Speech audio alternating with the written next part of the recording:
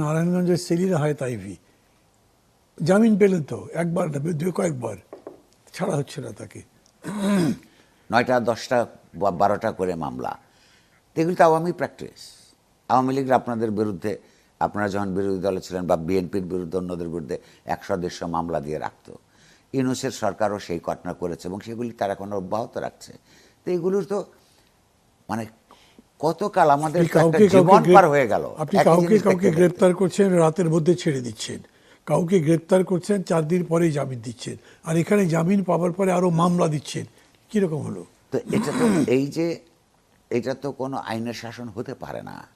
কিন্তু এই যে বিএনপির যারা পলিসি মেকার্স, তাদের একটা জিনিস অনুধাবন করা দরকার যে অন্যায় এবং অবিচারের বিরুদ্ধে যে সংগ্রাম, সেই সব সংগ্রামের সফলতার উপর দাঁড়িয়ে তারা সরকার প্রতিষ্ঠা করেছে।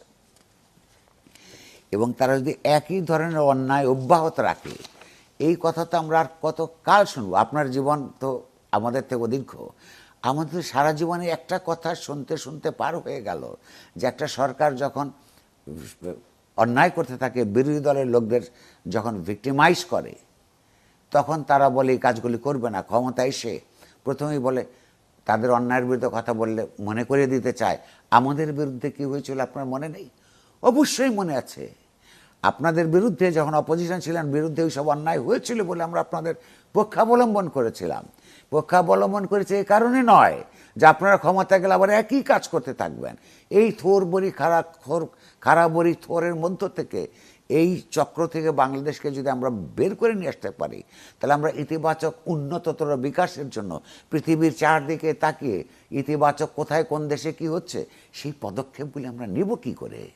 আর যদি সেইটা আমরা না নেই, তাহলে আমরা যারা বৃদ্ধ হয়ে যাচ্ছি, তারা আমাদের পরবর্তী প্রজন্মের জন্যে যদি দেশটাকে 1 ইঞ্চু এগিয়ে দিয়ে যেতে না পারি, এইটার যে মর্মবেদনা, এই মর্মবেদনা নিয়ে আমরা কোথায় যাব? আপনি বরং আমাদেরকে বলেন। আমি একটু বিচার ব্যবস্থার কথা জিজ্ঞেস করি আপনাকে। বিচার বিভাগের স্বাধীনতা নিয়ে তো অনেক কথাবার্তা হয়েছে।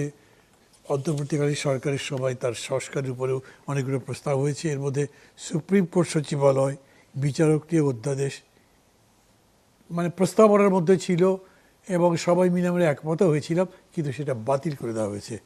কোথায় দাঁড়াচ্ছে গিয়ে বিষয়টা? আচ্ছা, প্রথম কথা হচ্ছে যে সরকার বলছে অবশ্য যে তারা স্থগিত করেছে, বাতিল শব্দটা বলেনি।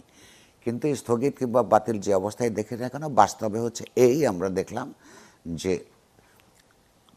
এই সুপ্রিম কোর্টে যে সচিবালয় হওয়ার কথা, এইটা যে নির্বাহী বিভাগ থেকে বিচার বিভাগকে পৃথক করার জন্য একটা অন্যতম গুরুত্বপূর্ণ পদক্ষেপ, এইটা তাত্ত্বিকভাবে কেউ অস্বীকার করবে না।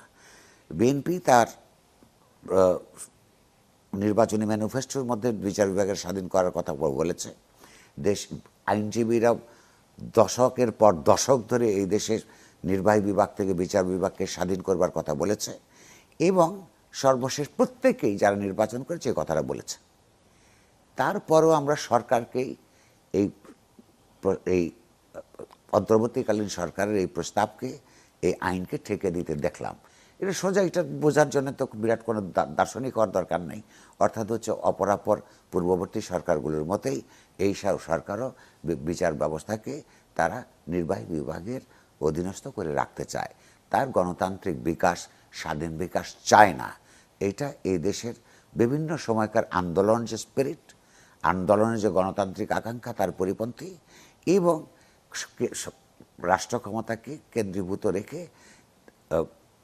মানুষকে, বিরোধী মতামতকে দমন করবার জন্য যে কোর্ট ব্যবস্থাকে শেখ হাসিনা ব্যবহার করেছে, তার আগে অন্যরা ব্যবহার করেছে, সেই ধারাবাহিকতার যে মন এবং মনন এই সরকারের মধ্যে, এইটা এখনো পর্যন্ত আমরা বিদ্যমান দেখতে পাচ্ছি।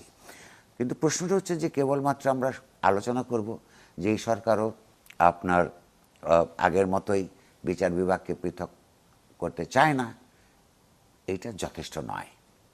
কারণ হচ্ছে যে এইটার জন্যে স্বাধীন বিচার ব্যবস্থা ছাড়া একটা রাষ্ট্রের গণতন্ত্রায়ন কখনোই হয় না। এইটার জন্য আরও বৃহত্তর সংগ্রাম, আবারও যদি দরকার পড়ে রক্ত ঝরাতে হয়, সেটা খুব বেদনাদায়ক হবে। কিন্তু একটা জাতির মধ্যে, জনগোষ্ঠীর মধ্যে একবার যদি কোনো আকাঙ্ক্ষার জন্ম হয়, সেইটার সংগ্রাম কিন্তু থেকে থেকে অব্যাহত থাকে। এই সরকারের বিরুদ্ধে আবার সেই সংগ্রাম আপনার থাকবে। এটা যেমন এক। আরেকটা জিনিস আমি এই প্রসঙ্গে আপনার মাধ্যমে দর্শকদের সঙ্গে শেয়ার করতে চাই। একটা গণতান্ত্রিক বিচার ব্যবস্থা মানেই হচ্ছে যে বিচার সিস্টেমের মধ্যে কোর্ট প্রসিডিংস হলো পাবলিক বিষয়। পাবলিক ট্রায়াল মানে হচ্ছে পাবলিক ট্রায়াল, যদি না বিশেষভাবে আপনার ইনডোর কোনো ট্রায়াল হয়। সাম্প্রতিককালে আমরা একদিকে যেমন হাইকোর্ট, অ্যাপিলেট ডিভিশন তাদের স্বাধীনতা চাই, একই সময় আমরা কোনো জুডিশিয়াল টাইরেনিও চাই না। এই কথা এই কারণে বলছি যে বেশ কিছুদিন হয়ে গেল, কয়েক সপ্তাহ হয়ে গেল, আদালতের ভেতরে কোর্ট করেসপন্ডেন্টদেরকে ঢুকতে দেওয়া হচ্ছে না আপিলেট ডিভিশন এবং হাইকোর্ট ডিভিশনের মধ্যে। এর কারণ হচ্ছে যে এটা অ্যাপারেন্টলি তাদের আকার ইঙ্গিতে কোর্টরুম থেকে বেরিয়ে আসা, সেটা হচ্ছে যে কোনো কোনো কাগজ, কোনো কোনো সাংবাদিক বা প্রতিষ্ঠান তারা ঠিক মতন কোর্ট প্রসিডিংস কাভার করে নাই। তার জন্য শাস্তির ব্যবস্থা থাকতে পারে আইনের ভিতরে, কিন্তু যখন একটা ট্রায়াল হয় এবং বিশেষত যখন এমন সব বিষয়ে ট্রায়াল হয় যেটা অফ সিরিয়াস পাবলিক ইম্পর্টেন্স, সেইখানে যদি রিপোর্টাররা থাকতে না পারে এবং তার মাধ্যমে জনগণ যদি না আপনার অবগত হতে না পারে, সেটা কিন্তু শুধু বিচার ব্যবস্থাকেই প্রশ্নের মুখোমুখি করে না, একই সঙ্গে যে জনগণের ভিতর যে ইনফর্মড ওপিনিয়ন তৈরি হওয়ার কথা, কোর্টের মধ্যে দুই পক্ষ যখন গুরুত্বপূর্ণ আলোচনা করেন পক্ষে বিপক্ষে, সেইটা এই মানুষের অবগত হওয়াটা আপনার বাধাগ্রস্ত হয়। তা আমি এটা ওয়াচ করছি, কোর্ট করেসপন্ডেন্টরা তারা নানান দিন দরবার করছেন। আমরা অনুরোধ জানাবো বিনয়ের সঙ্গে যে কোর্ট অথরিটি, যারা হাইয়েস্ট অথরিটি, তারা যাতে এই বিষয়টা বিবেচনা করেন। এটা অত্যন্ত উদ্বেগের বিষয়। কোর্টের মিস রিপোর্টিং হওয়া যেমন ক্ষতিকর, বাট তেমনি কোনো রিপোর্টিং না হওয়া এইটাও সমাজ এবং রাষ্ট্রের গণতান্ত্রিক বিকাশের জন্য অন্তরায়মূলক।